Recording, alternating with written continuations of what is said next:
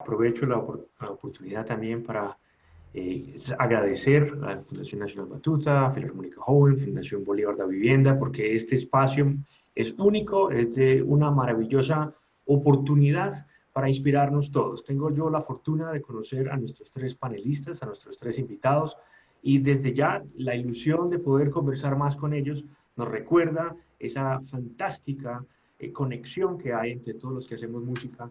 De alguna manera u otra terminamos conociéndonos y terminamos apreciando, aprendiendo unos de otros, retándonos a veces, encontrando oportunidades nuevas. Entonces, para mí, una vez más, es un privilegio el poder tener el micrófono abierto y poder escucharlos a ustedes. Entonces, muchas gracias. Quiero públicamente anunciar que voy a usar los nombres de pila para que podamos comunicarnos un poco más ágilmente.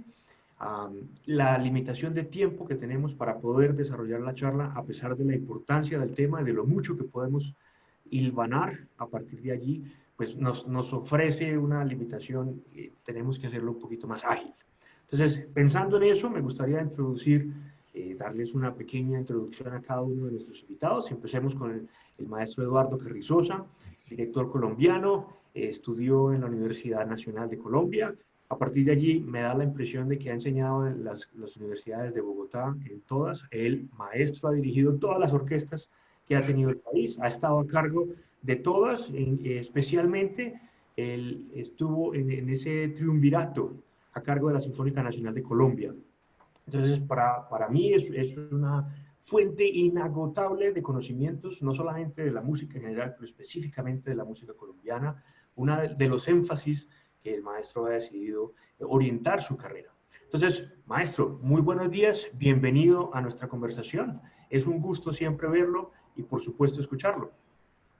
Muy buenos días, Carlos Andrés, igual a los colegas, a Juan Felipe, a Andrés Felipe, a los compañeros de la Fundación Seguros Bolívar de Vivienda, a la Fundación Batuta por estos grandes espacios que son muy importantes para Colombia.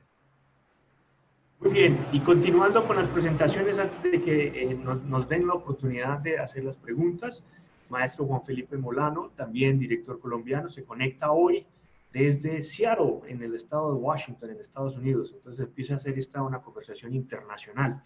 Maestro estudió música en la Universidad de Antioquia, oficialmente en Colombia, luego se mudó a la ciudad de Viena, allí se graduó el conservatorio de la ciudad en Austria, y a partir de ese momento es una carrera también maratónica, pero meteórica. Estuvo a cargo de la Orquesta Sinfónica de Yucatán como director titular.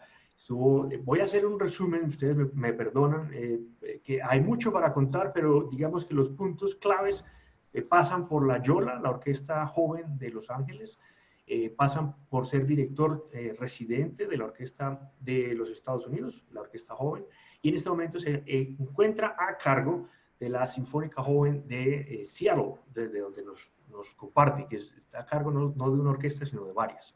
Maestro Juan Felipe, muy buenos días, bienvenido a nuestra conversación. Hola Carlos Andrés, hola Eduardo, hola Andrés Felipe, qué bueno estar con todos ustedes y con todos quienes nos escuchan.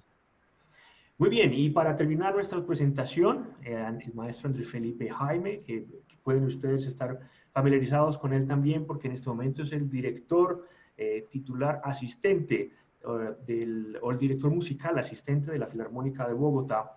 Él nació en la ciudad de Medellín, estudió en la Universidad de Afit. A partir de allí sus estudios van por el lado de los Estados Unidos, en Fort Worth, en la Universidad de Miami, en Frost School, y tenemos la fortuna de que la cámara ahora sí está funcionando. Entonces, no solamente lo podemos ver, sino que apenas nos abran el micrófono del maestro, también lo podremos escuchar. Maestro, muchísimas gracias por su tiempo, por poder compartir con nosotros. Bienvenido. Hola Carlos Andrés, espero que me estén escuchando bien ahí Muy porque bien. los problemas técnicos fueron muchos. Maestro Eduardo, maestro Juan Felipe, muchísimas gracias por compartir este espacio y gracias por la invitación. Creo que es muy importante, como dijo Carlos al comienzo, pues la unión que tenemos los músicos y los que nos dedicamos a la dirección de orquesta es bien fuerte y nos queremos fortalecer por ese camino, de estar siempre unidos y estar siempre compartiendo nuestras experiencias y todo lo que tenemos para aportar a las generaciones que vienen en el campo de la dirección orquestal y en el campo de la música en general. Bueno, muy bien. Siempre es un placer, el corazón se llena de cariño cuando tenemos esta oportunidad, pero empecemos con el tema. Al final de cuentas, esto es un conversatorio. Si ustedes necesitan el espacio de conversar sobre otros temas, pues también lo abrimos, pero empecemos respondiendo una pregunta, Eduardo, que quizá está en la mente de todos los estudiantes de dirección. ¿Un director nace o un director se hace? ¿Cuál es su postura en este punto? Yo creo que es una mezcla de las dos cosas. Yo parto de un principio que para mí es un derecho inalienable de todos los seres humanos, que es el afecto, la inclinación hacia la música. Y allí yo divido dos cosas que me ha tocado dentro del desarrollo personal. La afición a la música, que repito es un derecho universal, y la profesión de la música, que ya es una elección personal. Entonces, acudiendo un poco a que soy como el decano de esta parte, por tener, digamos, más experiencia, la vida me ha llevado a hacerme dentro del oficio. Yo creo que para los tres colegas, para Carlos Andrés, para Juan Felipe, para Andrés Felipe, las condiciones fueron muy diferentes de las que me tocó a mí. Contando la primera anécdota, cuando yo inscribí la materia de dirección de orquesta en el conservatorio por estudiar con el maestro Rotz, el día anterior a mi primera clase con el maestro, él falleció. Entonces, y no había otro maestro Rotz, era el único que daba dirección de orquesta en el conservatorio. Entonces me tocó comenzar a buscar por otras partes y como les pasó a muchos colegas músicos aquí, dependía de quién venía, bien fuera la sinfónica o la filarmónica, y me coincidió con que se fundó la Escuela Superior de Música en Tunja. Y allí encontré, porque se dio la conjunción política deseable para que viniera un quinteto de músicos polacos que llegaron al Dorado, al aeropuerto, e inmediatamente salieron para Tunja. Entre ellos venía un director, Andrés Knapp, y estuvimos 2 años trabajando en Tunja con él. Esa fue mi primera iniciación a la dirección de orquesta y tal vez para mí es un orgullo decir que yo he hecho el curso desde abajo. Yo entré al conservatorio a los 6 años, en el año 59. Y desde allí me tocó hacer toda la carrera. Primero cantar, ser músico de orquesta en la orquesta del conservatorio con el maestro Ernesto Díaz. A las 7 de la noche en el Teatro Colón, viendo la orquesta sinfónica, ver el nacimiento y el posicionamiento de la Orquesta Filarmónica de Bogotá y comenzar a mirar qué es lo que hay que hacer, porque la música lo lleva a uno a ciertas cosas. Entonces, yo dirigí coros, sigo dirigiendo coros, me encanta hacerlo. Dirigí banda, me encanta dirigir banda, y llegué a la orquesta en donde trato de hacer lo mejor posible. Entonces, me he hecho en el medio y en las posibilidades. Y me alegra mucho que se abra y que veamos no solo estos 3 importantes colegas, sino que ya hay muchas más posibilidades de estudiar dirección en Colombia, cosa que me parece muy importante. Entonces yo creo que a mí me tocó hacerme dentro del medio. Muy bien, maestro, muchas gracias. Siempre es una fortuna poder escucharlo. Juan Felipe, de la misma manera, ¿hay algún punto de inflexión, por ejemplo, en el momento en que decidiste, no, lo que yo quiero es dirigir, porque considero que tengo estas características, o porque quiero explorar esta área de la música? Sí, yo coincido con Eduardo que suceden las dos. Hay una predisposición, por un lado, a lo que algún maestro llamaba un oído polifónico, que era, yo era músico de orquesta, tocaba clarinete, pero inevitablemente mientras estaba tocando mi parte estaba pendiente qué estaba sucediendo al lado y mi oído era todo el tiempo con esa sensación polifónica que quería tener varios sonidos y creo que eso fue uno de los puntos que marcó el descubrir que la dirección podía ser un camino adicional al de ser músico de orquesta, que es como un segundo paso. Entonces yo sí coincido que están los dos. Hay una cierta predisposición al liderazgo, a la colaboración, a la ayuda, porque en mi caso también nació como la ayuda. Yo estaba tocando en la orquesta clarinete y lo he contado en varias ocasiones.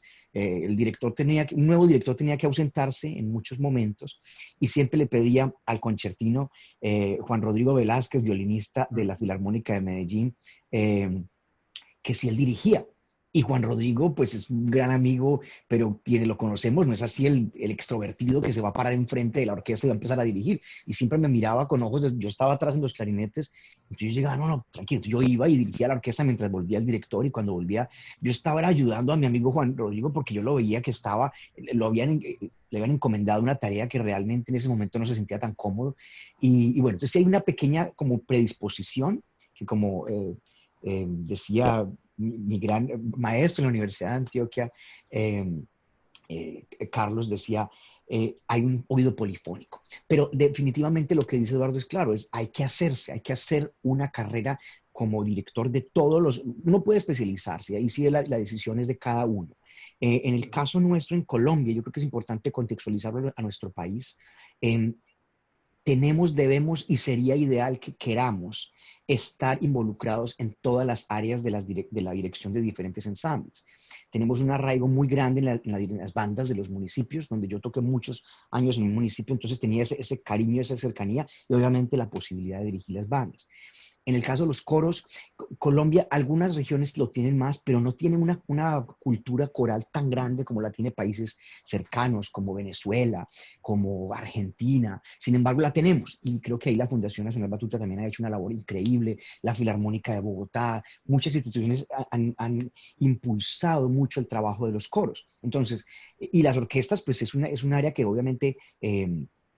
sigue evolucionando y sigue conquistando algunos lugares nuevos, pero también vemos cerrar otras orquestas. Entonces es una realidad. Entonces lo que yo diría para eso es, sí hay una cierta predisposición y yo lo veo mucho en mis músicos de orquesta. Cuando veo el músico que viene a hacerme preguntas permanentemente sobre algo más allá de su entorno, donde el del corno viene y me dice, sí, mira, es que está bien, pero yo siento que cuando toco el solo con el primero, bueno, estamos del todo juntos, que cuando yo veo esa inquietud, inmediatamente se me dispara algo aquí que dice director en potencia.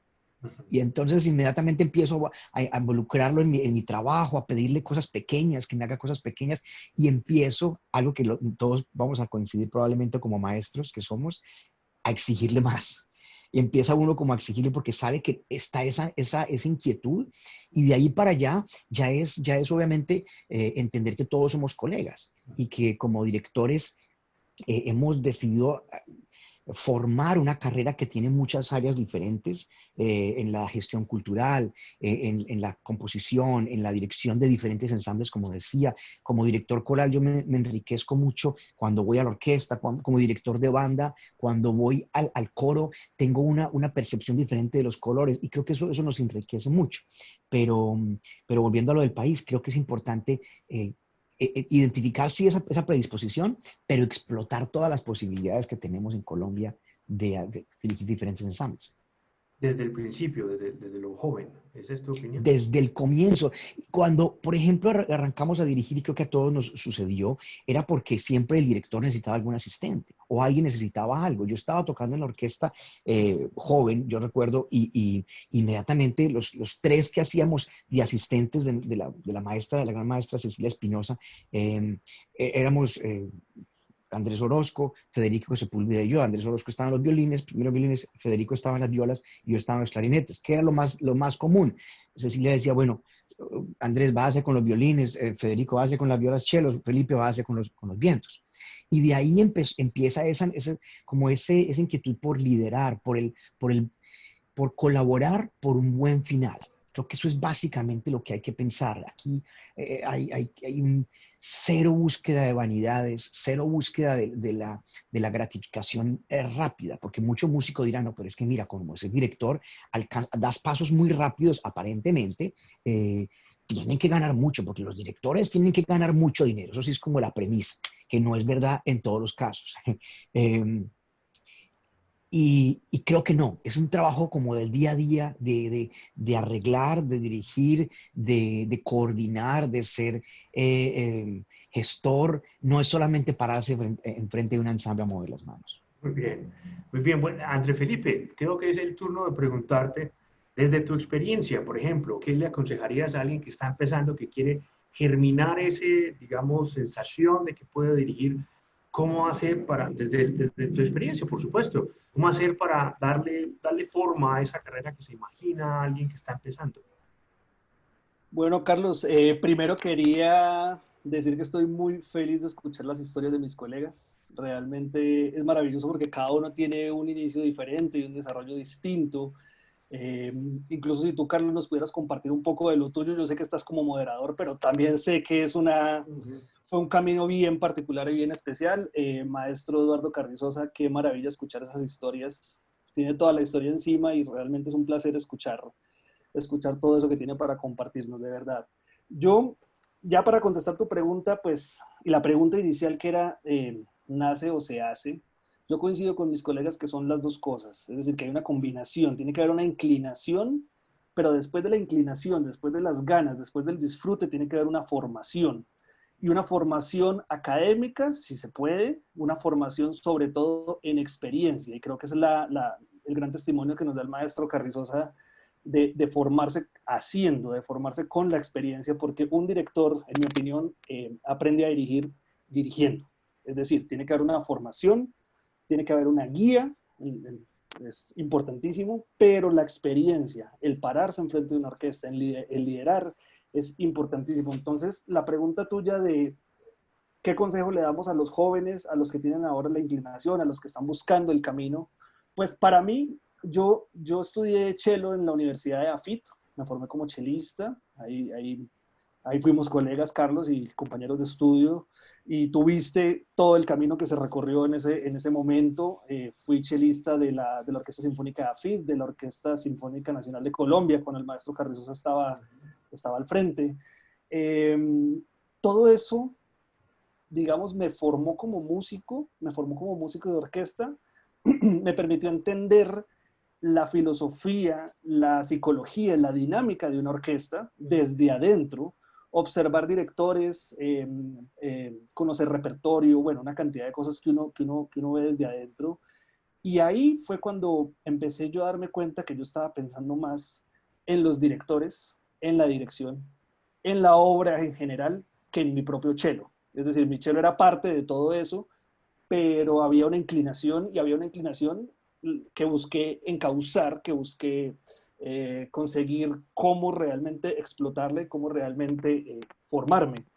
Porque ese de pronto es otro, digamos, no error, pero un camino que a veces algunos toman, que no sé qué tan buen resultado da, es solamente irse por el lado de yo quiero dirigir, entonces me paro y dirijo y ya está. No, hay que buscar una formación, hay que buscar una guía y hay que buscar una manera de explotar y de formarse en la dirección. Entonces eso fue lo que empecé a buscar. Tuve la fortuna de ir a hacer una maestría en cello en la Texas Christian University, donde está el maestro Germán Gutiérrez. Y por ahí, terminando mi maestría en cello, conecté con estudios de dirección y creo que pude juntar las dos cosas, la experiencia que tenía como chelista, ahora a una formación y unas oportunidades que me dieron para formarme como director de orquesta, y tuve la fortuna de comenzar mis estudios de dirección desde cero con 2 maestros y con orquesta, que esa es una digamos, de los consejos que uno siempre trata de darle a los jóvenes estudiantes de dirección, es buscar la oportunidad de tener la experiencia de dirigir, del hacer, de estar enfrente de los músicos, porque ahí es donde uno realmente se desarrolla, se forma. Entonces, bueno, ahí les comparto un poquito de cómo fue mi vida, cómo fue mi llegada a la dirección de orquesta y bueno, ahí está. Bien, noto que los tres, el tema general que toca es hacer música desde la orquesta, que los tres tuvieron, y pues me incluyo en el grupo, tuvimos esa oportunidad de hacer música desde la orquesta y tener experiencia conociendo el repertorio, tocándolo, enfrentándonos a las dificultades inherentes de cada pieza desde lo que estábamos haciendo. Pero me gusta mucho y quisiera usarlo como manera de conexión con un tema también aledaño a lo que acaba de decir Andrés Felipe, y es la oportunidad de crear las oportunidades para uno, no esperar a que la oportunidad esté, sino tener un espíritu casi que emprendedor. Por ejemplo, Eduardo, esa recomendación para los muchachos, ¿cómo la enfoca desde su experiencia, ese crear una orquesta para poder hacer el trabajo de director? Bien, yo creo que me tendría que devolver un poquito, porque lo hablaba también en unas clases de maestría de dirección. Y yo siempre pregunto en dónde está el pregrado. Entonces, eh, eh, al dirigir se abren muchos panoramas. Y pienso que en Colombia, y lo decía Juan Felipe, estamos mirando un poco las orquestas. Y yo he sido un fanático y estudioso de la historia. Y veo que hoy tenemos menos orquestas establecidas que hace 40 años. Y mi pregunta es, ¿por qué si hoy hay tantas posibilidades, porque se puede estudiar dirección de orquesta, no tenemos? Y no es por falta de músicos, porque músicos los hay en todas partes. Entonces, yo les digo a los estudiantes, ¿usted qué quiere dirigir y por qué lo quiere hacer? Juan Felipe, tanto Andrés como Juan Felipe lo decían. No rico dirigir, no señor. Hay que tener una pasión por la dirección. Y es tan importante dirigir un coro, incluso de niños, que es donde más uno aprende, a dirigir una gran orquesta sinfónica. Entonces mi preocupación es abrir el espacio de que a veces lo que nosotros como músicos llamamos las materias teóricas, desde un muy buen solfeo, unas excelentes bases de armonía, conocimientos de historia y de estética musical, obviamente la instrumentación, el contrapunto, el estudio de estas cosas, porque eso no se puede resolver. Cuando yo le digo a un estudiante, dirija el tercer movimiento, el segundo movimiento, la tercera suite de Bach. ¿Qué es? ¿Por qué? ¿Cómo es el bajo? Cante la melodía. No es que yo soy instrumentista, no señor, usted es músico. Usted es ante todo músico y tiene que entender que la voz es parte de lo que nosotros hacemos. Yo les insisto mucho en que cuando uno canta, interioriza. Y que cuando se pueden hacer este tipo de cosas, como lo decía Juan Felipe, el oído polifónico comienza a acelerarse. Y veo con mucho peligro que en una clase uno tiene que dar todo. Tiene que hacer historias, tiene que resolver problemas de audición.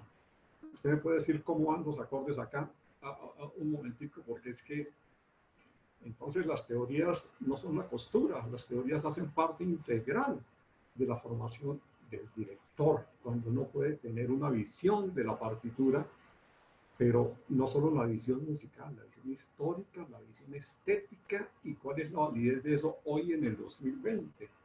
Cómo en estas épocas de pandemia, una partitura donde nos dice un ralentando, ¿cómo lo voy a hacer yo a través de un computador? Y entonces, ¿cómo hago la maqueta? Y entonces que la maqueta sí me obliga a hacer este tipo de cosas. Hoy nos ha obligado a mirar nuestro trabajo desde un punto de vista totalmente diferente, que es el modo virtual de la música, cuando nosotros trabajamos con seres humanos, algo que yo siempre hablaba con el maestro Roth cuando íbamos a ensayos del coro del conservatorio. Y él me decía, mire, es que detrás de un instrumento y una hay un ser humano. Y a veces nos olvidamos de eso. Y cuando aquí en Colombia tenemos que hacer ese tipo de formaciones, el nacimiento de la Filarmónica de Bogotá no fue fácil, fue una lucha muy brava. Y lo vemos, y ustedes, donde tenemos 3 paisas, yo soy un único diferente. Filarmónica de Medellín, ya establecida, de la Orquesta Sinfónica de Antioquia, que tanto luchó por tener ese espacio de trabajo, las orquestas universitarias. Y a veces lo que pasa, por ejemplo, el orgullo que ustedes pueden hablar de tener todavía una de las bandas establecidas en Colombia, que es la banda de la universidad. Entonces estos espacios me parece que son muy importantes para que los jóvenes entiendan que la dirección, primero, no se aprende en 2 años, y segundo, que requiere de una dosis, de un bagaje cultural, musical y general, porque no es solo mover los bracitos y sentirse bien en el podio. Para subirse al podio hay que tener una autoridad de entender por qué lo hacemos. La posibilidad la tenemos todos, pero hay que llegar a eso. Esa sería un poco mi apreciación. Ujú. En esa misma línea, Juan Felipe, ¿cómo buscar, digamos, sugerencias o desde tu perspectiva, cómo buscar las oportunidades? O se sienta uno y espera que lleguen? O cómo hace uno para ir a sacudir el árbol a que caiga algo? Mira, yo creo que para todos los músicos, pero especialmente para los que estamos en el mundo de la dirección, es vital tener pequeños talentos, múltiples, montones de pequeños talentos. Cuando a veces tenemos un talento desbordado específico, un oído que nos escucha hasta lo más mínimo, pero, pero nos cuesta mucho interactuar con las personas, nos cuesta sentarnos y poner un proyecto en el papel, o nos cuesta reajustar un arreglo que no llegó bien, arreglar el arreglo, como decía un amigo mío, rearreglar el arreglo, o qué sé yo, ayer hasta la 1 de la mañana estaba escribiendo una música acá en este momento cuando tendría yo supuestamente donde estoy personas para hacerlo, pero muchas veces tú tienes que hacerlo en el momento, entonces tienes que estar como con muchos pequeños talentos. Y en ese sentido yo creo que ahí es cuando uno tiene que buscar cómo incentivar todos esos pequeños talentos para encontrar las oportunidades. Las oportunidades no están ahí, uno tiene que buscarlas y tiene que crearlas muchas veces. Entonces yo creo que ahí en eso yo creo que diría es buscar todos esos talentos y decir, el uno, por ejemplo, la creación de proyectos. No soy tan bueno en eso, empieza a crear un proyecto y mándaselo a alguien. Y luego, bueno, no soy tan bueno en interactuar con la gente. Nos va a tocar, como líderes de los proyectos, nos toca ir a hablar con un político, hablar con una persona que es de los patrocinadores, nos toca ir a hablar con la mamá de uno de los estudiantes. ¿Cuál es el lenguaje que utilizo y cómo yo encuentro en esa mamá el punto de conexión donde la mamá hace clic en algo, inmediatamente le dice al muchachito, vea, usted vaya a esto porque es para su bien y yo le ayudo y en este mundo virtual yo veo cómo arreglo todo en mi casa para que usted tenga un espacio y pueda estudiar, pero entonces ahí es donde yo como director tengo que ir a hablar con la mamá de ese estudiante o tengo que ir a hablar con el político y encontrarme y decirle, mire, este es el proyecto a largo, a mediano plazo, a corto plazo. Entonces es complicado porque ir subiendo, bajando en todos los planos, dijéramos, es algo que uno empieza a desarrollar con el tiempo, a ver cuál es el lenguaje que uno tiene que utilizar en cada momento. Entonces yo creo que es encontrar las oportunidades. Yo quería resaltar dos pequeños momentos importantes en mi vida y el primero tiene que ver contigo, Eduardo. Eh, Cuando yo estaba en la Universidad de Antioquia, de nuevo, buscando las oportunidades, pero muchas veces se han dado muchas y no entiendo por qué se dan tantas, aunque yo sé que he trabajado por buscarlas. Pero recuerdo que en ese entonces yo estaba estudiando clarinete con el maestro Álvaro Rojas en la universidad, pero ya dirigía una de las orquestas de Batuta, Batuta Antioquia. En ese momento yo ya estaba dirigiendo, pero entonces tenía un proceso como paralelo, donde dirigía la orquesta, pero en el clarinete estaba en otras cosas. Y me acuerdo que, pero no había dirección en el AFID, no existía dirección más que en ese entonces en la Javeriana y en la Nacional. Y Eduardo llegó a dirigir allá, creo que Filarmónica, no recuerdo qué orquesta era, y nos encontramos en la cafetería de la Facultad de Artes. Yo le dije, Eduardo, mira, yo estoy metido en esto, estoy dirigiendo ahorita, pero yo necesito hacer la escuela, yo necesito seguir adelante, porque si no, no van a dar mis capacidades con el repertorio a medida que va subiendo en complejidad. Y una cosa que él me dijo en ese momento, muy sencilla, me dijo, mira, tienes que ir haciendo una escuela en varias cosas, y una que te recomiendo ya mismo es leer en todas las claves. Y Eduardo, tú lo dijiste eso en algún momento en la cafetería de la Facultad de Artes en el año algo así como 94, 95, no sé qué fue, algo así por ahí.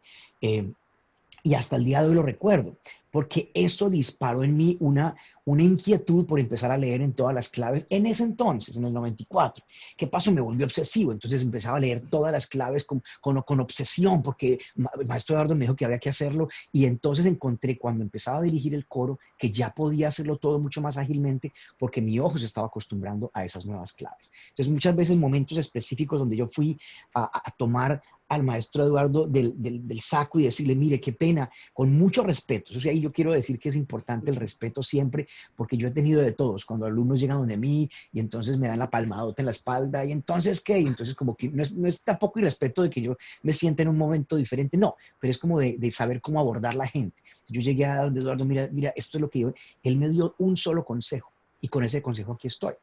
Entonces, muchas veces es ir a buscar esas oportunidades. Y otra muy cortica que voy a hacer es, cuando yo me fui para Nueva York a estudiar clarinete con muchos esfuerzos que yo hice, iba a estudiar allá, era mi sueño en ese momento, pero ya dirigía en batuta. Yo me acuerdo que llegué allá y dijo, no, vamos a la Filarmónica de Nueva York, yo quiero ir a ver la orquesta y verlo dirigir. Cuando vi dirigí al maestro Kurt Masur, yo me quedé como, pero yo ¿por qué sigo en lo del clarinete si esto es mi mundo? Y entonces, y el maestro Stanley Drucker, que era el primer clarinete de la Filarmónica, a quien yo iba a ir a estudiar clarinete, estaba en la orquesta y estaba Masur. Yo dije, ¿cómo llego yo allá? Con respeto. Y cuando fui a llegar al escenario, había un señor de 2 metros así, que me dijo, no, usted no va a pasar para, porque era lo que llaman ensayos abiertos. Era todo lo que podía pagar. Podía pagar una boleta para un ensayo abierto de la Filarmónica de Nueva York que costaba $10, 5 o $10. Era todo lo que tenía para pagar, entonces hasta ahí llegaba. Ese ensayo abierto, yo dije, de alguna manera, ay, empecé a mirar y encontré que había unos balcones. Yo dije, los balcones tienen que dar a la parte de atrás de alguna manera, y en la parte de atrás yo de alguna manera tengo que llegar al escenario. Y empecé a subir piso por piso, cuando encontraba una puerta abierta. En el cuarto, quinto piso encontré una puerta abierta, me metí en la parte de atrás, estaban las oficinas de la Filarmónica, encontré un ascensor, bajé en el ascensor. Cuando llegué al escenario, estaban ya los músicos todavía yéndose. Fui donde Stanley Drucker, le dije, mire maestro, quiero estudiar con usted. Me dijo, no, pues claro, fabuloso. Creo que era en Manhattan School of Music o en Mannes, no me recuerdo cuál era. Y yo dije, pero discúlpeme, es que tengo que hablar algo. Y lo dejé, le dejé la palabra porque fui detrás de Kurt Masur, el director. Hablamos, me invitó a una clase de dirección, luego a otra clase de dirección, y me dice, si usted quiere venir aquí a los ensayos, a los conciertos, usted es mi invitado, venga acá a todos los ensayos. Y me dio un pase para entrar a los teatros, a todo el Lincoln Center, cada día. Estuve allá por 4 meses. Todos los días llegaba a las 8 de la mañana, me iba cuando terminaba el último concierto a las 10 de la noche, con scores, con un sanduchito todos los días por allá. Que era lo que yo podía hacer. Lo que aprendí durante esos meses fue algo invaluable, pero por ir a buscar la puerta que estaba abierta. Y yo creo que pues, quiero resaltar eso. Todos tenemos que ir a buscar esas puertas. Las puertas no van a estar ahí. Y bueno, perdón que me extendí, pero quería contar esas dos pequeñas historias. La de Eduardo, porque tengo gran agradecimiento eterno contigo por ese momento donde me disparaste en la carrera, y con esas puertas cerradas en el Avery Fisher Hall allá en Nueva York. No, no, al contrario, no hay nada que disculparse. Si esto precisamente es la oportunidad que nos dieron de que conversemos, ¿para qué nos dan el micrófono entonces, cierto? Exactamente. Ahora, Andrés, tengo una pregunta. Carolina Guzmán está curiosa. Quisiera saber por ejemplo, y tomo la oportunidad para decirte que a los directores que están empezando, que están trabajando fuertemente, levantando sus ensambles, las orquestas en Colombia, ¿qué le dirías que en ese instante esa es la única práctica que tienen? Entonces, desde tu experiencia, ¿cómo se puede eso traducir en el aprendizaje que ha formado tu carrera, por ejemplo?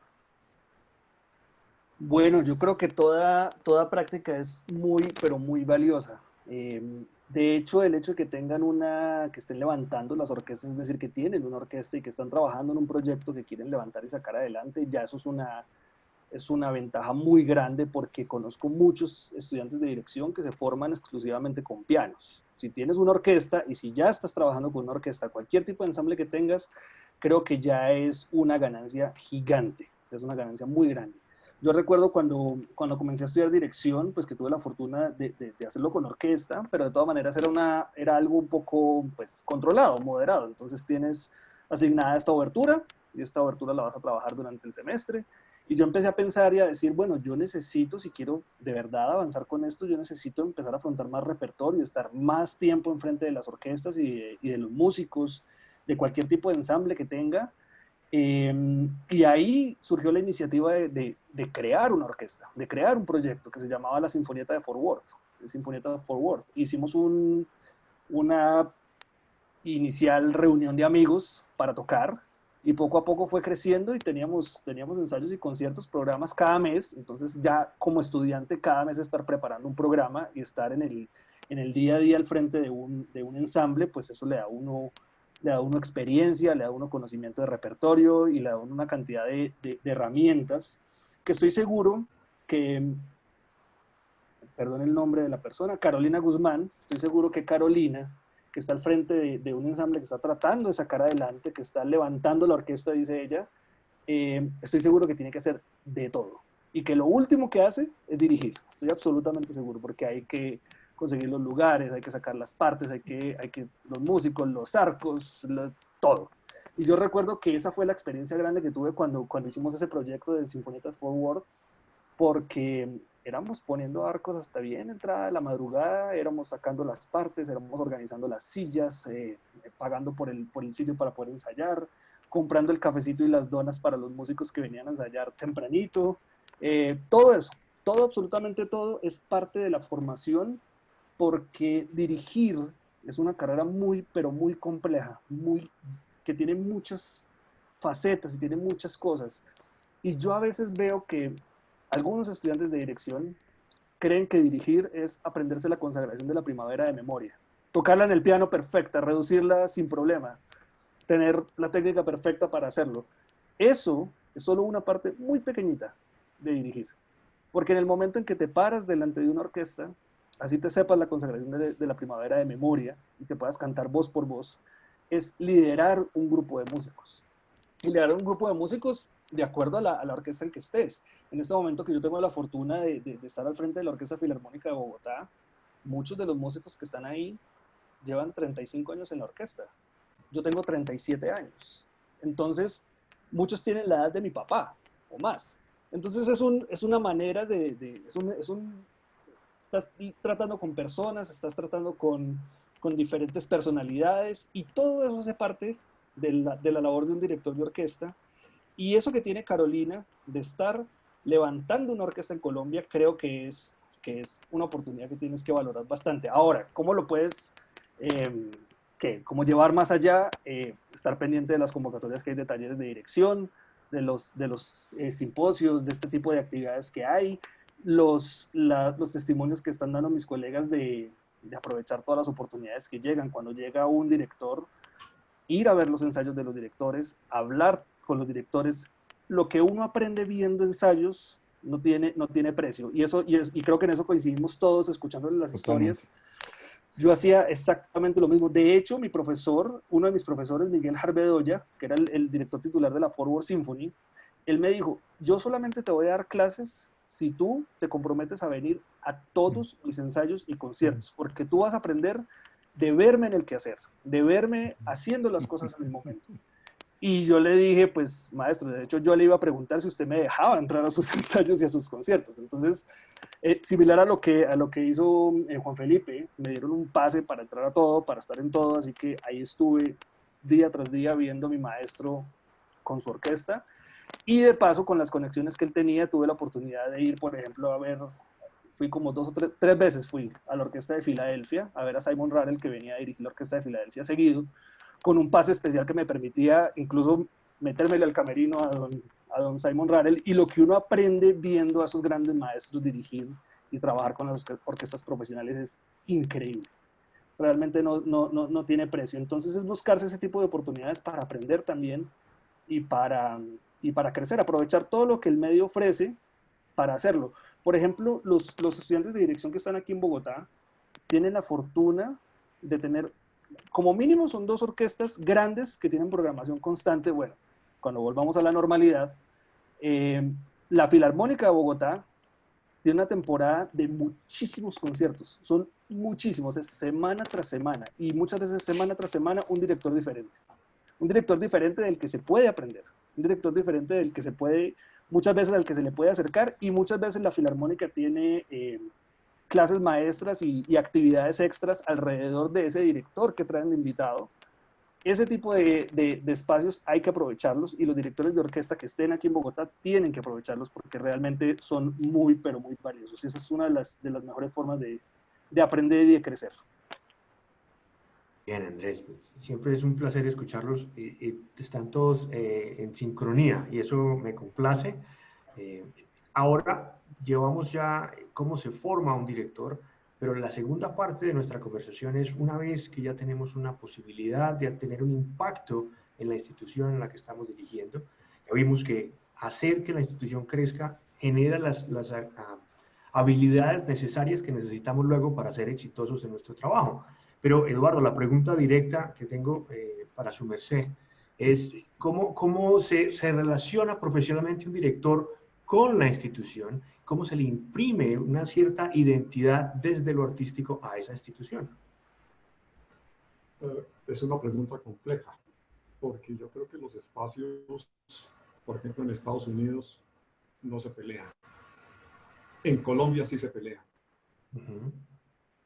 Entonces, yo vuelvo a la historia. Viene don Guillermo Uribe Holguín, encuentra que ya hay una Academia Nacional de Música. Pero no, yo voy a hacer ahora sí la orquesta. Y el conservatorio y viene todas estas cosas. Pasa el maestro Espinosa, llegamos al año 53 y no, hay que traer un director, viene el maestro Rods. Y después, no por razones musicales, desaparece la Orquesta Sinfónica de Colombia. Una institución grande. Y el esfuerzo para hacerla hoy nuevamente la Orquesta Sinfónica Nacional de Colombia. El caso de la Filarmónica, año 68. Entonces yo fui testigo de cómo comenzó la orquesta. Traiga su atrillito, mire aquí las fotocopias. En ese momento no eran fotocopias, eran mimeografiadas o fotocopias, vuelvo a decir, manuscritos de por acá. Usted me presta esto por acá. A ver, aquí hay un tallercito que nos permiten hacer esto. Vamos a las 8 de la mañana a Ciudad Montes a ensayar con la neblina y más o menos 6 grados de temperatura.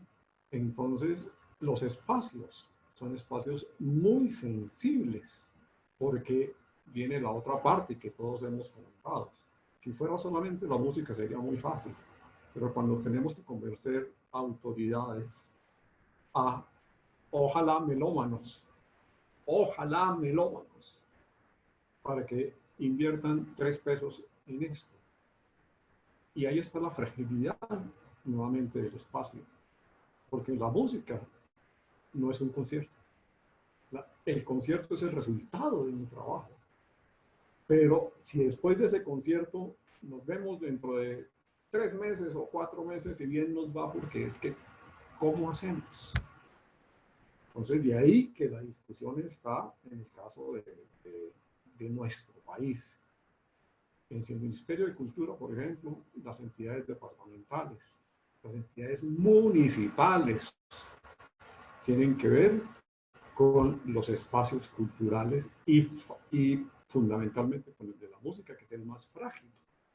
Porque la música la construimos a partir de ensayos, a partir de cosas tan elementales como tener, por ejemplo, una buena dotación de instrumentos. Entonces, y eso lo he visto en todos los estadios diferentes, desde la iniciación en programas Batuta hasta las dificultades para poder hacer, por ejemplo, octava de Mahler, en donde hay un bendito auditorio que nos permita hacer la sinfonía de los 1000. Entonces, destruyamos o cambiemos medio teatro municipal para que la gente nos quepa, los músicos. Y estas son cosas que el director tiene que hacerlo. Aquí sí. Y por eso nosotros tenemos que hacer una labor de mediación entre resultado y diferencia de las instituciones, que son muy complicadas. Entonces, a partir de eso, hay que formar varias disciplinas. Y a veces, y lo veo hoy, cuando nosotros estamos, y veo allí en el chat que nos habla de don Diego Villamil, que dice, no, perdón, Armando, me encuentro sin orquesta por la pandemia. Entonces, y a veces yo me pongo en el YouTube a mirar cuáles son las actividades de nuestras orquestas y todo el mundo luchando por hacer que las cosas fundamentalmente del espacio cultural permanezcan. Ahí yo creo que tenemos un problema que no es de la música, es un problema de generación cultural que es muy importante. Cuando uno tiene que pelearle a un músico, a alguien que tiene el poder de que la música es importante, hay que convencerlo, no ya de adulto, es de niño. Y ahí hablo yo de la melomanía, de la posibilidad de que el Señor en algún momento haya no solamente escuchado la consagración de la primavera, sino a los carrangueros de Ráquira, porque ese es nuestro país. Nuestro país requiere una cantidad de espectros de músicas muy diferentes. Yo creo que todos los que estamos conversando fuimos a las retretas en los parques de nuestros municipios y veíamos las bandas. Aquí había bandas en todos los departamentos de Colombia, con excepción de los llamados territorios nacionales. ¿Cuántas bandas estables hay en Colombia? ¿Cuántos jóvenes están estudiando clarinete, flauta, ópera? ¿Y dónde tienen la posibilidad profesional de manejar su profesión? Entonces, venga, nos reunimos. Sí, rico el mecenazgo y yo pongo mi atril y pongo mi música, no hay problema. Pero ¿cuánto dura eso? Entonces necesitamos establecer una serie de posibilidades en el tiempo, porque es que, repito, esa fragilidad de las instituciones no la podemos manejar nosotros. Hay que hacer un frente amplio de educación hacia las artes y fundamentalmente hacia la música. Es que ustedes son unos superdotados. No, señor. Todo ser humano tiene la posibilidad. Ustedes son muy jóvenes, pero yo recuerdo cuando aquí se trajo al maestro Alfred Greenfield de Estados Unidos y se hacía un encuentro, todas las universidades tenían un coro y la pelea era por llegar al Teatro Colón, en donde se hacía el último encuentro, se hacía la fantasía coral de Beethoven. ¿Dónde vemos eso en las universidades? Entonces, hay que seguir, hay que perseverar. Y hoy que tenemos muchas escuelas de música, tenemos que crear los espacios para que esto pueda ser una práctica oral, instrumental, en todas las posibilidades. Eduardo, siempre es una maravilla escuchar su perspectiva de largo alcance y definitivamente hacia allí nos vamos a enfocar, creo que por el resto de nuestra conversación. A corto plazo, Juan Felipe, siguiendo el comentario de Armando, ¿qué está haciendo tu orquesta, por ejemplo, para sobrellevar estas dificultades de la pandemia? ¿Y cómo te enfocas? ¿Cuál es tu estrategia? Sí, yo quisiera conectar con algo que Eduardo dice que creo que es vital para todos quienes están en este momento acá, es la necesidad y la pasión que debemos tener por la generación de públicos.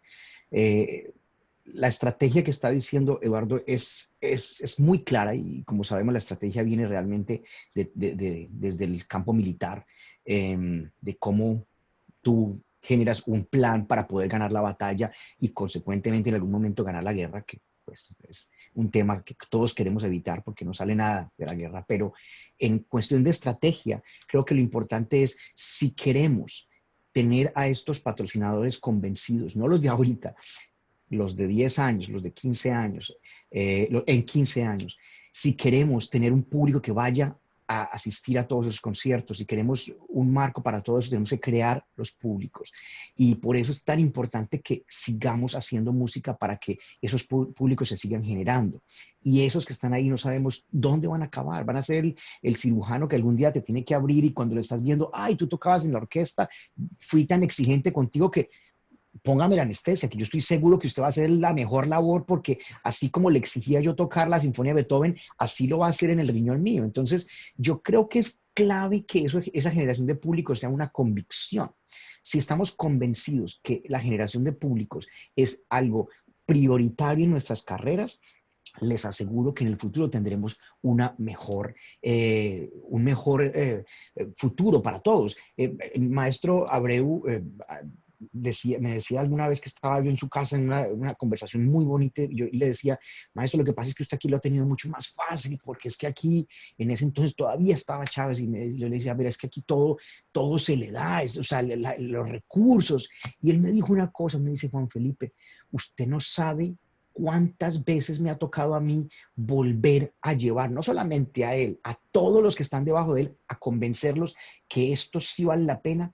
Y yo le dije, no. Me dijo, cada vez que hay elección de alcaldes, cada vez que él se reelige, cada vez que viene uno, otra vez, póngale las orquestas, pero porque uno decía, es que es muy fácil. No, nos toca crear esos públicos. Entonces, yo quiero resaltar algunos detalles antes de ir a tu pregunta. Uno, las empresas, por responsabilidad social, tienen la posibilidad de destinar recursos de sus presupuestos que tienen beneficios fiscales. Entonces, tenemos que encontrar cómo muchas empresas, grandes y pequeñas, usted va y le dice a la tienda que está prosperando en su barrio, a la marca de zapatos, al qué sé yo, le dice, mire, ayúdeme con esto, que usted puede generar beneficios fiscales por ese dinero que me va a hacer, pero además yo le pongo el nombre de su carnicería aquí o de lo que tenga usted aquí de la tienda en la espalda y lo hacemos. ¿Cuántas veces ha sucedido eso? Y al final del cabo, hace un par de años con la Fundación Batuta hicimos una primera gira con una orquesta Europa en el año que fue esto, como 2009, 10, no recuerdo ahorita bien. Y me acuerdo que estaba buscando recursos de todas partes. Yo fui a donde un vecino que tenía una venta de zapatos en el centro en Bogotá y le dije, deme los zapatos y yo le doy a usted un reconocimiento. Todos los tenis que llevamos la primera vez que fuimos a Europa, que tocamos en la sala del Concert House de Berlín, eran tenis que nos habían regalado, que nos había donado este señor de su lugar de zapatos. Nos donó no sé cuántos zapatos, como 100 tenis, todos igualitos.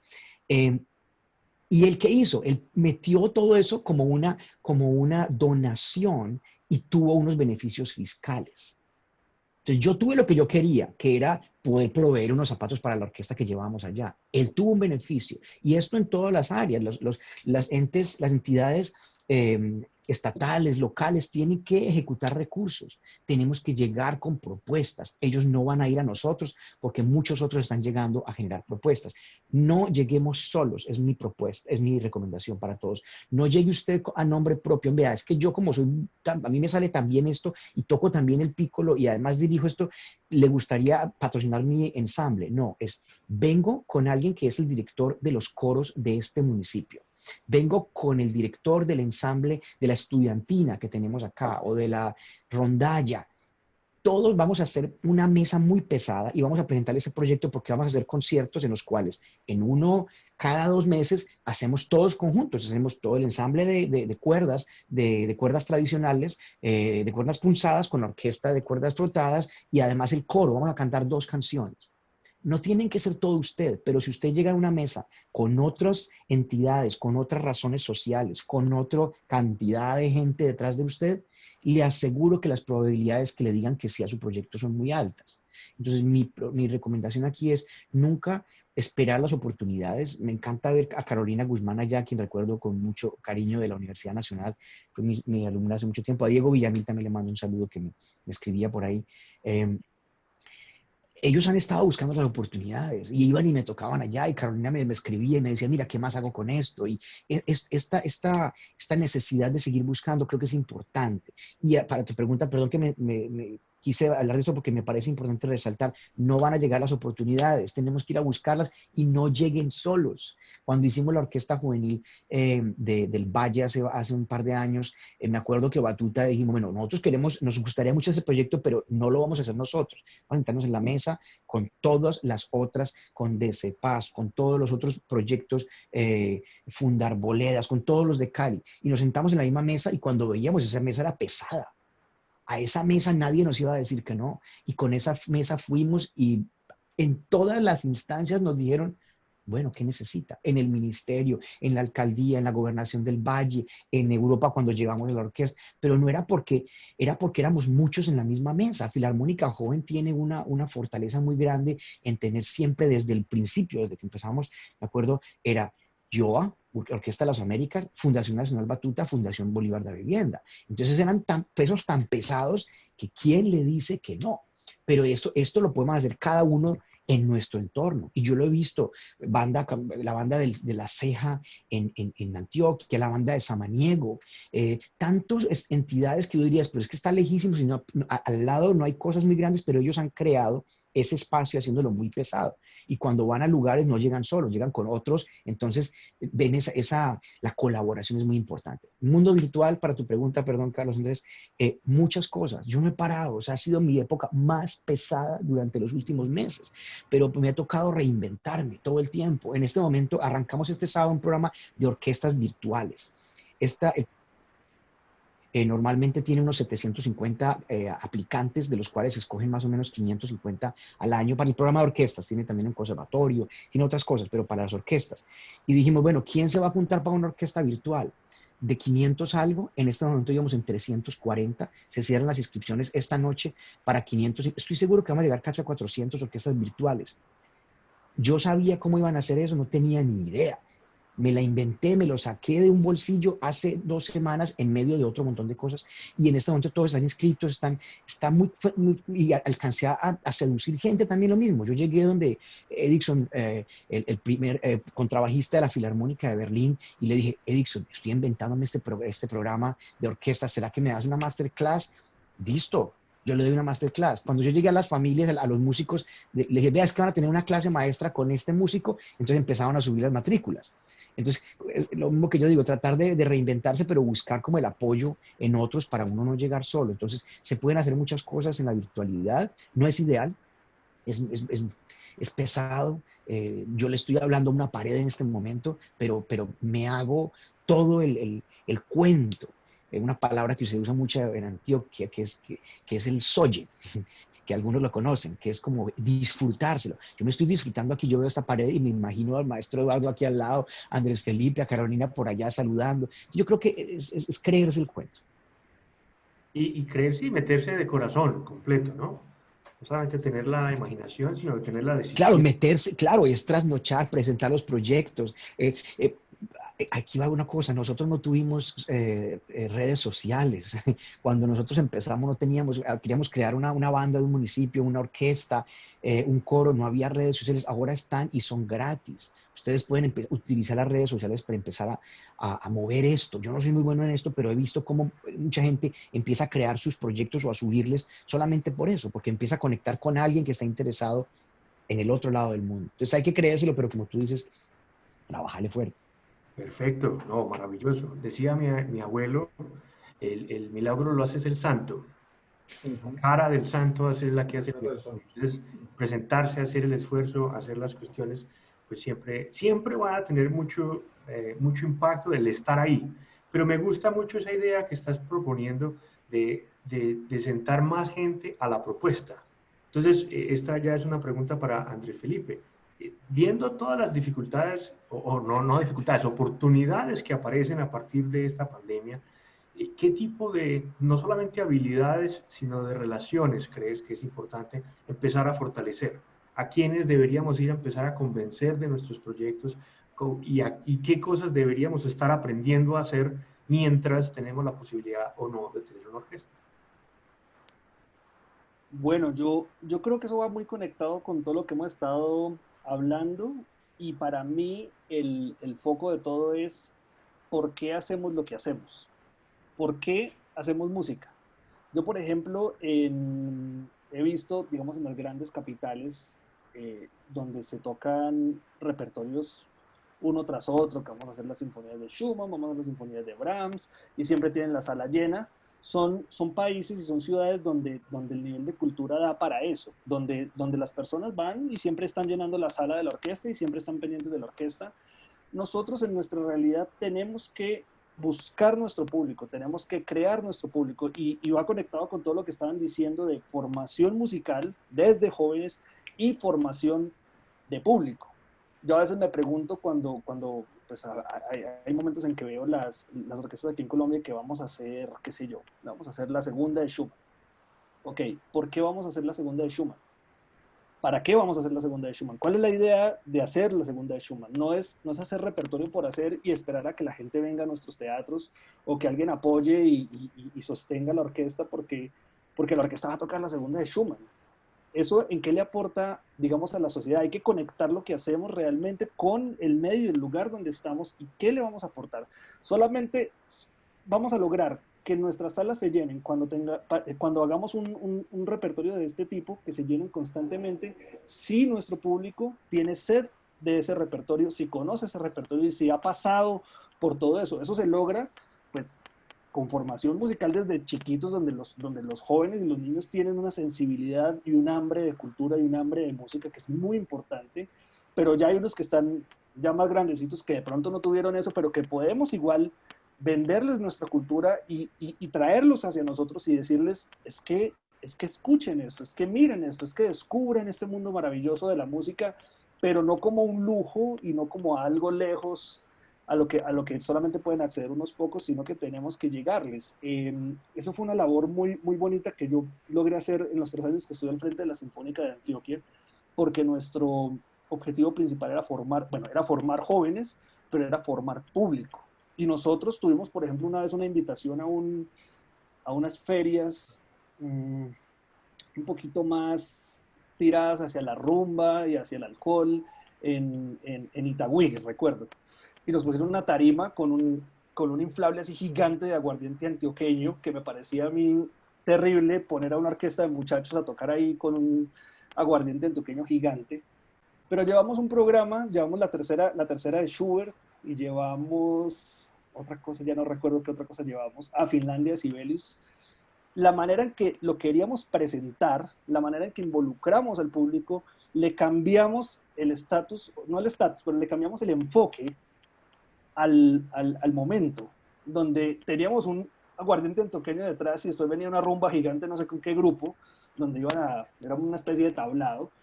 Le cambiamos el enfoque y la gente disfrutó demasiado y se acercó mucho. Y yo recuerdo que después se acercaban a decir, es que yo no sabía que esa música clásica era así, yo no sabía que Schubert era eso, yo no sabía que eso podía verse de esa manera. Y eso es lo que tenemos que lograr, porque hacer conciertos por hacer conciertos creo que no es la manera. En las grandes capitales pues tienen una programación y programan lo que quieran y siempre se les llena la sala. Aquí tenemos que atrapar a nuestro público y todos estos medios que estamos utilizando, pues la Filarmónica de Bogotá tiene un programa de formación muy grande que me parece muy importante que a tantos barrios y para tantos jóvenes haya la oportunidad de que puedan aprender un instrumento, que puedan tocar en una orquesta, de que tengan contacto con la música, porque ellos de aquí en adelante van a tener siempre hambre de cultura, van a querer ir a los conciertos de las orquestas, van a querer apoyar, algunos van a querer estudiar música. Yo tengo el ejemplo o el testimonio de mi hermano. Mi hermano estuvo en la orquesta juvenil Batuta de Bucaramanga, en el taller de formación musical de Bucaramanga. Mi hermano y yo nacimos en Batuta. Batuta Santander. Él era un muy buen trombonista. Y dentro de todo lo que vivió, él recuerda con mucho cariño todos los años de la orquesta juvenil en Bucaramanga. Finalmente no se dedicó a la música, se dedicó a los negocios. Pero es un empresario y es un gerente de una empresa que siempre está apoyando las orquestas, que siempre está yendo a los conciertos de las orquestas, que va a un concierto pero con oído crítico buscando saciar su hambre de música porque se le dio la oportunidad de acercarse a esto de esta manera Y creo que ese es un ejemplo claro de los resultados que puede traer eso, porque mi hermano, dentro de su responsabilidad social de la empresa y como persona, siempre tiene como objetivo, él está ahora en Medellín, él apoya a la Filarmónica de Medellín, siempre. Está en los conciertos, financieramente hace donaciones, cosas de este tipo, porque tuvo la oportunidad de acercarse y de vivir una experiencia maravillosa y de sensibilidad con la música, así después no volviera a tocar trombón. Tiene un trombón que desempolva de vez en cuando y toca, pero es ese acercamiento a la cultura el que necesitamos en todos. Y estos grandes empresarios, si pasan por esto, estoy seguro que van a querer seguir en esto y estoy seguro que van a querer seguir apoyando nuestra labor. Entonces creo que es muy, muy importante. Y ahora lo que hablabas de la pandemia, pues de este momento virtual, pues justamente una de las características que tiene la Orquesta Filarmónica de Bogotá es que es de la alcaldía, que eso me parece a mí espectacular, porque la alcaldía, digamos, tiene su orquesta. Y por eso, no sé si es exactamente por eso o qué es lo que sucede ahí, pero la ciudadanía se apropia de la orquesta. Y la ciudadanía quiere la orquesta. Los bogotanos buscan la Orquesta Filarmónica de Bogotá. Entonces, en los momentos de pandemia donde no podíamos ya salir, yo pensé que íbamos a estar completamente fuera. Y se nos ocurrió la idea de empezar a hacer estos proyectos virtuales. Y cada músico está grabando desde su casa con el celular, que para mí era una locura. Yo dije, pues eso no va a funcionar, pues cada uno graba desde su casa con el celular. Si es difícil afinar y tocar juntos estando uno al lado del otro, imagínense lo que es cada uno en su casa con un celular poniéndolo ahí grabando su pista. Bueno, eso lo hicimos y como un primer experimento, digamos, eh, hemos ido mejorando, hemos ido refinando el proceso, hemos ido aprendiendo, pero lo importante es que la orquesta siempre ha estado presente para los bogotanos y los seguidores de la Filarmónica de Bogotá siempre han podido ver a su orquesta acompañándolo en todos los momentos. Entonces, eso creo que es muy importante porque la orquesta está presente en la ciudad, así no podamos hacer conciertos afuera. El maestro Carrizosa tiene... Eduardo tiene algo Sí, que decir. por favor. Sí, claro, porque es que es muy irónico que una pandemia haya visibilizado la labor que estamos haciendo. Ayer se presentó un concierto dentro del Festival de Piano de Bucaramanga. Tocaron las orquestas regionales. ¿Cuándo eso en vivo se había dado? Nunca. Eso es lo que tenemos que aprovechar, generar esa masa crítica para que no solo en las orquestas de las ciudades privilegiadas, sino en cada municipio de Colombia haya alguna actividad. Que los muchachos que se inician en los programas Batuta o en los programas de música para la convivencia tengan un futuro. Eso lo está visibilizando la pandemia. Y creo que eso hay que focalizarlo y hacer un estudio también con nuestras entidades rectoras, a ver cómo podemos llevar esto a un mejor puerto. Y de continuarlo, que no quede como un Totalmente. evento, sino que sea la normal. Lo que estábamos conversando al principio, de todo lo que hemos hecho en esta pandemia, a mí siempre me causa curiosidad, ¿qué va a quedar de manera oficial de aquí en adelante? De la manera normal de hacer esa música que todos deseamos seguir haciendo. Veo en el chat, hay pocas preguntas más bien, entonces en lugar de eso, pues continuemos con nuestra presentación. Tenemos solamente 15 minutos para terminar, entonces creo que esta va a ser la última ronda. Si hay algo específico que cada uno quisiera compartir como a manera de cierre, por favor hagámoslo, pero me gustaría que enfocáramos, si hay tiempo, que nos enfoquemos. Tenemos la oportunidad ahorita, obviamente menos tiempo, que estamos más ocupados, pero no tenemos una orquesta. ¿Qué habilidades tiene el director que aprender? ¿Y con quién tenemos que hacer una conversación? De una manera así práctica, como consejo para todos estos muchachos que están observando nuestra conversación. Eduardo, si atreve usted de primero. Claro que sí, con gusto. El primero que tiene que decir que ha aprendido algo he sido yo. Cómo aprender a manejar un celular de esos smart que son más inteligentes que uno. Pero que en el momento en que lo enfrenta uno a un micrófono y a cualquier instrumentista le podría yo hacer ese mismo reto. ¿Cuántas veces durante su educación musical lo pusieron frente a una cámara o un micrófono y escúchese? Eso ha hecho que hoy cada músico se enfrente a un juez que no tiene pierde. Porque uno no puede camuflar, ¿no? Entonces, no, yo hago aquí esto y levanto un poquito el arco y ahí paso. No, aquí es uno enfrentado a un medio que es intransigente totalmente. Y ahí es donde en muchas conversaciones con los proyectos, por ejemplo, en la UNAP, de repertorio, yo les decía, no se trata de grabar la consagración primavera, de la primavera a punta de celulares. Hagamos una muy buena versión de la Serenata en Chocontá de Alex Tovar. La hemos tocado, la podemos hacer, es mirar los repertorios en función de lo que tenemos. Porque aquí no es la sección, aquí son individuos. Y el trabajo que nos toca también aprender como directores es cómo hacer ediciones de música. Porque si no, soltamos la responsabilidad que maneja el computador y que entonces dice hagamos esto aquí.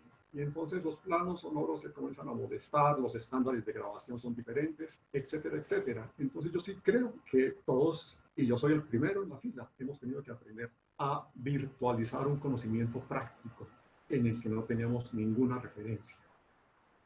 Y eso a mí me ha abierto una serie de posibilidades muy grandes. Entonces yo ya escribí por ejemplo, una fanfarria para 4 cornos. ¿Cómo la podemos hacer? Ah, no, venga, buscamos esto aquí. Ayer se presentó, estaba una obra de Adolfo Hernández que quisiera resaltar porque es una suite para piano y orquesta sobre temas de Pedro Morales Pino. Entonces se reunieron las orquestas regionales y vamos grabando esto y se presenta una música. ¿Cuántas personas estaban escuchando? Que es lo virtual de lo que nos presenta esta pandemia. Ha podido oír todo el universo si quisiera. Y a eso es lo que tenemos que apuntar, porque ese es el gran público al que le estamos llevando cosas. Entonces las pequeñas cápsulas que se están haciendo, no solo de referencia de obras musicales, sino de qué rayos es un programa musical y por qué esto a veces funciona o no funciona. Nosotros nos encerramos en nuestra torre de marfil y pensamos que todos los que nos escuchan llevan partituras a los conciertos. Estamos en un universo equivocado. Parte de lo que decía Andrés Felipe lo vi yo el año pasado con la banda Filarmónica Juvenil, donde nos fuimos a tocar y fíjense el escenario, la plaza de mercado del barrio Tabor, en donde en los pasillitos junto al puesto de cubios estábamos tocando. Y yo le decía a la señora, usted me permite, porque es que yo voy a tocar una obra donde se menciona esta cosita que es un cubio. Y esto lo podemos hacer y la gente siente que la música no es ajena a ellos, que hace parte de su entorno. Y al final tocamos el pueblito viejo y cantamos y todos lloramos, porque la música tiene ese poder. La música tiene ese poder de eliminar todas las barreras sociales, religiosas, políticas, y eso es lo que tenemos que aprovechar. Y, maestro, gracias. Y se conecta mucho con lo que Juan Felipe decía, esas pequeñas habilidades, pequeños retos que aprende uno, al final instruyen lo que estamos construyendo. Juan Felipe, tenemos 5 minutos para que cerremos nuestra conversación. Ya el café se va acabando, pero también tenemos... El mío se acabó ya. ¿El tuyo ya se acabó? Sí. Tenemos que Pues, hacer mira, cosas por ese tiempo. ¿Qué quisieras como de cerrar la conversación? sí, voy a tratar de ser lo más conciso. Uno es no olvidar la humanidad, no olvidar que estamos conectando siempre con seres que tienen sus mundos detrás de ellos, detrás de cada cámara, detrás de cada músico en la orquesta. Cuando volvamos allá, o de cada cantante en el coro, hay un mundo entero.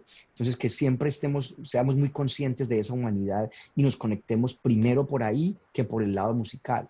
Y la música nos conecta porque porque es un lenguaje universal, pero primero tenemos que conectarnos un poco más. Eso va con el contacto visual, mirar a cada uno de sus músicos e incluso si se puede observar más y se puede incluso mirar un poco más profundo que solamente verlos desde el podio es siempre una manera de conectarse. Una sonrisa siempre hace que también la conexión sea un poco más rápida, no una sonrisa fingida, no una sonrisa, es solamente quiero conectar con ustedes musicalmente, pero para eso primero presentémonos. Entonces creo que es no olvidar la humanidad, siempre conectarnos con ese lado humano de cada uno de los músicos. Es muy importante. Catherine Surache de Batuta, que le mando un gran abrazo, también estaba haciendo un comentario bien interesante que quería yo resaltar. Yo aquí tengo la fortuna y en mi orquesta en México y en otros lugares donde uno tiene a su director ejecutivo y tiene un departamento que hace toda la gestión y otro que hace la divulgación y bueno, tantas cosas. En la realidad en Colombia, después de tantos años de haber vivido en Colombia, de haber trabajado en muchos lugares, desde ir hasta Leticia o de ir a Tumaco o de trabajar en Bogotá, en cualquier lugar, siempre en el caso del director hay muchas otras labores que nos llegan porque es la única manera de sobrevivir. Sobre todo en el mundo de las bandas. En el mundo de las bandas lo he vivido y lo sigo viviendo mucho, con constante comunicación con el mundo de las bandas en Colombia. Es el único gestor cultural que hay en el municipio. Muchas veces incluso es el que ayuda a que otras disciplinas como la danza o otras disciplinas en el mismo municipio prosperen. Entonces es muchas veces la cabeza de ese municipio y que me encanta ver cómo muchas más directoras mujeres en los municipios como directoras de bandas, así como en las ciudades, pero en las ciudades estamos más acostumbrados a eso. Nosotros en las ciudades, como profesor en la universidad, en varias universidades, me acuerdo que tenemos alumnos, mujeres y hombres, pero en los municipios no lo veía tanto. Y últimamente me he sorprendido de ver cómo estamos reclamando ese espacio. Y me incluyo dentro del lado porque soy un activista por no solamente la participación de la mujer, sino de la diversidad, de la inclusión de todos, la cantidad de opciones que tenemos detrás de cada ser humano, como les decía. Entonces, cuando uno es el gestor cultural en el municipio, uno es el director, uno es el que tiene que ir a hacer tantas cosas, pues tiene que montarse muchas cosas al hombro. Y lo que yo decía, hay que olvidar las vanidades, lo importante es el último objetivo, que es crear públicos, que es ofrecer música y que cuando ellos crezcan puedan tener una cantidad de melómanos realmente comprometidos, como decía Eduardo. Entonces ese es como mi llamado a trabajar siempre cosas, siempre son muchas cosas pequeñas, nunca es algo grande. Uno en el momento puede verse... y Andrés Felipe lo sabe, estás dirigiendo la Filarmónica y de repente hay un concierto y estás detrás con miles de personas y puede ser ese momento un poco obnubilador, como que, hoy, ¿qué pasó? ¿Me subí a algún lugar? No, es montones de cosas pequeñitas que llevan a llegar allá. Y voy a contar una última anécdota que me pareció interesante. Ahorita le estaba pensando cuando estábamos hablando de eso. Estábamos preparando el himno nacional para, si recuerdan bien, el gran concierto nacional, la primera vez que se hizo hace, no sé, 10 años, no recuerdo. Y me acuerdo que íbamos a hacer el himno nacional al mediodía y estaban los presidentes de 4 países ahí y estaba Shakira también en el escenario después y bueno, era un gran concierto ahí. Y me acuerdo que cuando yo me fui a preparar los coros en una comunidad ticuna, ya teníamos todo, la orquesta estaba lista, todo estaba listo, esto era transmisión internacional a las 12 del día, y me acuerdo que cuando llegamos de este coro de los señores de una comunidad ticuna, bueno, me tenían que traducir porque no hablaban muy bien, no hablaban mucho español, y empezamos a cantar el himno en ticuna. Llegó un momento donde se saltaron al final. Y yo dije, ¿qué pasó aquí? No, todavía falta una parte. Entonces yo dije, ¿estás seguro que ya está cantado todo? Y me dijo, sí. Entonces me explicaron, no, es que en ticuna el texto dio para menos música, entonces tuvieron que cortar un pedacito del coro. Eh, eh, entonces, ¿qué pasó? Que yo inmediatamente lo que podía hacer era, bueno, listo, a ver, el más joven del grupo tenía 91, 92 años. era el más joven del grupo. Tienen un nombre, no recuerdo ahorita el nombre de ese coro, muy bonito coro de ancianos de la comunidad de Ticuna. Cuando empezamos a ensayar y yo veo, ¿qué hago en este momento? Claro, la más fácil era, listo, dejémoslo así y nosotros le acomodamos a toda la orquesta y le cortamos esos 4 compases del coro. Y después me empecé a pensar yo, bueno, pero ¿y el público y la transmisión internacional? Todos van a seguir cantando. Y en ese momento tuve como una pequeña revelación de, bueno, es que la música se hace siempre en colectivo. Incluso el compositor que escribe una obra para piano solo no está escribiéndole para un pianista que lo va a tocar, sino para quienes lo van a escuchar. Entonces es una creación colectiva que incluye incluso a los públicos. Y en ese momento yo estaba tomando una decisión por todos, por el compositor, por el arreglista, por el coro que va a cantar, por la orquesta que tenía que ir a adaptarle la música y por el público. Entonces, en ese momento tuve esa revelación de, bueno, la música es sencillamente una creación colectiva más allá del momento en el que un compositor la hace. Y el director tiene una labor muy, muy clara y es conectar con 2 tiempos diferentes. El uno compuesto ayer o hace 100 años y el otro está sucediendo en ese momento. Y cuando repites el concierto otra vez para otro público el día siguiente, el concierto es otro, la obra es otra. Entonces quería solamente cerrar como con esa reflexión de que el director siempre tiene que conectar esos dos tiempos en el espacio.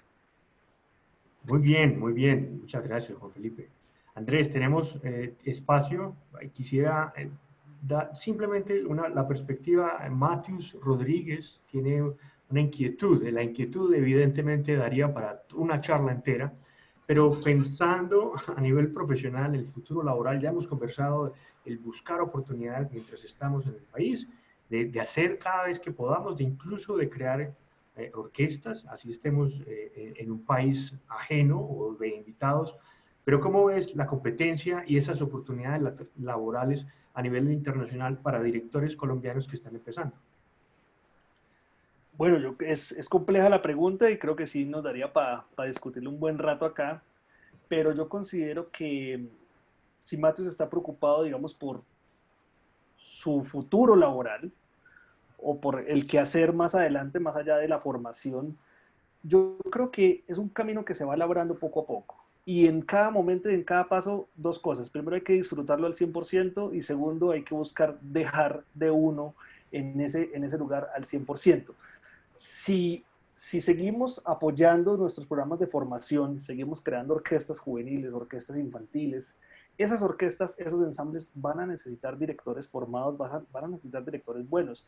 ¿Qué mejor regalo que una orquesta joven en un pueblo o en una ciudad donde estén haciendo, donde los músicos estén formando, tenga al frente a un director formado, con criterio, con visión, que pueda realmente darle la mano? Y de ahí, si Matthews arranca por algo así, poco a poco puede ir escalando en la pirámide laboral, y más allá de eso, pues ya vendrán las cuestiones internacionales y todo, pero creo que lo importante es que en cada lugar donde a uno le encomienden como director un grupo de músicos, y probablemente en unos comienzos será un grupo de jóvenes, y tener esa misión de formar, hay que dejarlo todo ahí, hay que realmente comprometerse con la guía y la formación de los jóvenes músicos, y qué mejor regalo que de verdad una orquesta de muchachos en formación tenga a un director muy preparado. Creo que necesitamos directores preparados que sean excelentes líderes y que realmente le puedan dar la mano a nuestros jóvenes que vienen detrás. Y desde la perspectiva internacional, esa necesidad de directores serios, con convicción y con imaginación, va a ser siempre necesario. No hay ningún país, o por lo menos que yo haya visitado, en donde ya estén todos completos. No, Como no, decía siempre uno se necesita. cuando quería que el dueño del balón decide, si no entra al juego, no, ya estamos completos. Da la impresión de que todavía hay mucho espacio para eso. Muy bien, se nos agota el tiempo que tenemos disponible. Yo primero quiero agradecerles a ustedes 3 por esas palabras de sabiduría, por compartir su experiencia, abrirnos no solamente la sala en sus casas, sino el corazón de su carrera y de todo lo que han vivido. Estoy absolutamente convencido que esta ha sido una conversación inspiradora, sobre todo para los que están empezando, los jóvenes que están con ilusión de hacer una carrera en la música. Inclusive de manera privada me hacen la pregunta, ¿qué consejos nos dan para todos los que estamos arrancando? Y la cuestión es que llevamos 90 minutos llenando la conversación de consejos de cómo hacer, qué hacer. Entonces, Mi recomendación para quienes están observando, muchísimas gracias por su tiempo, pero pásense la charla entera anotando todas esas ideas, o inviertan los próximos 30 minutos anotando todos los consejos que recuerden, porque estoy convencido que esas son semillas para que su carrera germine, y evidentemente la experiencia que ustedes nos traen, nos comparten, va a ser el abono perfecto para que estas carreras sigan surgiendo, y al final de cuentas todos soñamos con una Colombia llena de músicos de altísima calidad que sigan creciendo y que abran el horizonte para los músicos que vienen. Entonces nos enfocamos no en nuestros estudiantes, sino en los estudiantes de ellos. Y mientras tanto, creo que se nos agota el tiempo, entonces, por mi parte, una vez más, muchísimas gracias a todos ustedes. Fue realmente un goce escucharlos a cada uno, a la Fundación Bolívar La Vivienda, a la Filarmónica Joven, especialmente a la Fundación Batuta, por abrirnos este espacio de conversación. Es un privilegio poder tenerlos aquí cerquita y escuchar tanta sabiduría de ustedes. Muchísimas gracias. Gracias a Gracias todos. a ti, Carlos Andrés, por moderarlo, y esperamos escucharte a ti también la próxima vez. Has hecho también una carrera como director y como músico, así que me encantaría luego yo moderar la conversación para escucharte. Y nada, muchas gracias a ustedes por tenernos acá. Eduardo y a Andrés les mando un abrazo en la lejanía, y a todos quienes nos escucharon, que cada uno vaya sembrando esas semillas. Y cuando les conté la historia de Eduardo y ese momento que me disparó en esa cafetería, espero que ustedes también están haciendo lo mismo con sus alumnos, y yo de manera personal ofrezco, obviamente, completamente mi correo electrónico, que pueden adquirirlo por la fundación, por Carlos Buitrago o por Batuta, para que si en algún momento puedo ayudar de otra manera y otros consejos más específicos, será un placer. Tengo una deuda que tengo que pagar, Eduardo, tengo que pagar a las siguientes generaciones por eso que hiciste, entonces tengo que seguir pagándola. Entonces ya yo estoy solamente en eso, entonces me cuentan si quizás podemos compartir nuestros correos, o no sé cómo hacerlo. Con todo gusto, claro que sí, claro que sí. Felicitaciones y gracias por el espacio. Hasta pronto, muchas gracias a todos. Gracias a todos, gracias Carlos por este espacio.